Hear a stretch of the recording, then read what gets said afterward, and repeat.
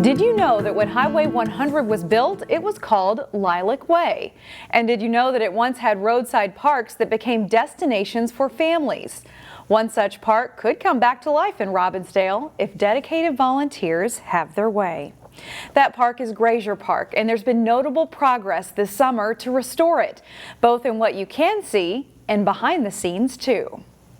Graeser Park was one of several parks along Highway 100 that was built by the Depression-era Works Progress Administration. Graeser Park opened in 1941. It was a stopping point, and as well as local people loved to come here. KRISTI GIBSON is on a newly formed nonprofit called Graeser Park Restoration and Preservation. She wants the historic rest stop to be a stopping point once again. To make sure that the next generations can appreciate this kind of work that was done and what the culture was at the time.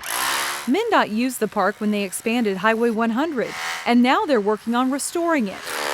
It's been a long process. MNDOT will do a certain amount of repair and stabilization, not a full rehabilitation, but the things that we can fix right now.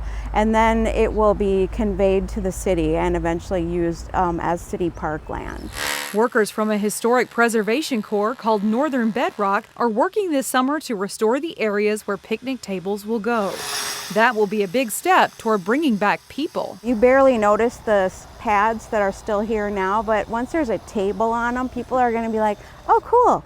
You know, we can have a picnic there, you know, build it and they will come. If there's a picnic table, you can have a picnic. So the picnic tables are in pieces. They were gathered up from Graeser and a former park in Golden Valley. Bringing the tables back, just like about every step of this restoration process, will be a lengthy one. We're really grateful for the Lions Club for their persistence in trying to unearth the park and try and get it back the way it was. Members of the Robbinsdale Lions, who have spent hours actually digging up the old features of the park, are not digging this summer while the preservation crew works.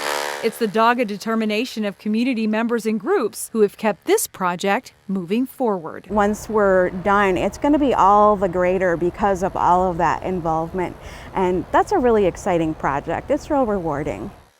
And take a look at the difference a week makes. The Northern BEDROCK crew made considerable progress on installing the picnic tables this week.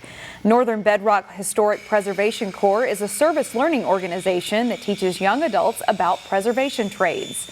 The organization was established in 2011 because of the need to educate the next generation on how to repair aging structures and landscapes.